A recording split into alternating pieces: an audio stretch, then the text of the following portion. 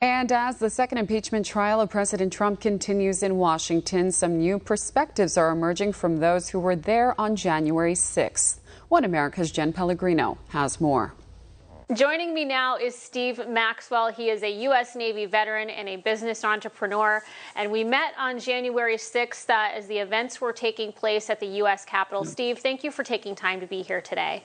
Thank you, Jen. It's good to be here. Well, I wanted to catch up with you because, it's been just over a month since all of that went down. You and I stood on the rooftop here at our studio. We met kind of last minute as this was all taking place. None of us really knew exactly what was happening or what would happen afterwards. Tell us, what has life been like for you since that day? Well, first of all, it was it's terrible that it happened. What happened? We didn't fully realize what was happening. I think the truth will come out as far as who was involved in that. And for your audience, I'd just say the vast majority, hundreds of thousands of people were there, good American people, and the left is trying to paint a picture that we were all bad, but it'll play itself out. As far as what's happened since then, I just came home. We've got businesses to run, families to raise, but there's an energy out here that with the general public that, hey, we've got to get ourselves organized, and we got to be ready for the next round, because we're in a war for ideas right now. And Steve, when we did our live hit together, you had brought your son with you. I understand you had brought even some friends up from Florida. Yeah, business family, had brought some veterans that wanted to come up. Yeah. What was your reasoning for making the trip?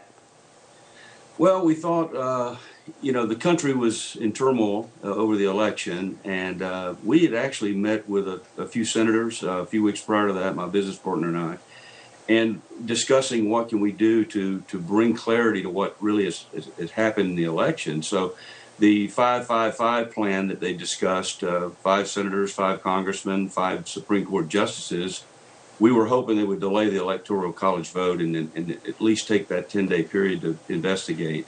So we were hoping to see history in that way, and just be there to present ourselves as average Americans. And we joined with a lot of other folks, and then everything changed, of course, due to the insurrection, the folks breaching the Capitol.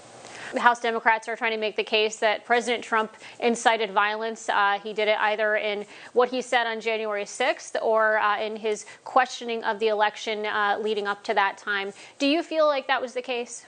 I think you have to take a step back. American people are not stupid. I mean, we understand what's going on. For me, you've got to really go back to the roots of our country and what is an American, right? And to really understand what's going on. There's a big rift here, and there's a sense that we want to bring unity together, but how do you unify the original American belief system and concepts and all those things with a socialist mindset? So we've got our work cut out for us as a nation. The authorities obviously have been going after anybody that was involved in breaching the Capitol on January 6th. But there's also this kind of push to cancel everybody else that came to Washington that day. Have you personally felt any impact, or anybody that you know that was there as a result of just having traveled to Washington? No, I have not. If going there and doing what we did, just to march and protest and listen is wrong, then we've got more problems than we think.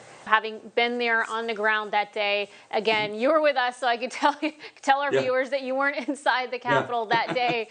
But what do you feel like is not being told in this story through the media, or is being portrayed the wrong way? What would you like our viewers to know? What would you like President Trump to know, or the Democrats to know about what happened that day? I think President Trump was trying to rally his base, and he stated clearly while we were there, just go. Let your presence be known in a peaceful way. And so that was the intent. So I like to go to the intent of a person's heart. And if their heart is good and the intent was good and something bad goes wrong, that's one set of circumstances. If their intent was wrong and something goes bad, that's another set of circumstances. And you deal with those two things totally different. Steve Maxwell, thank you again for taking time. So glad to hear that you're doing well. It's great to catch up with you.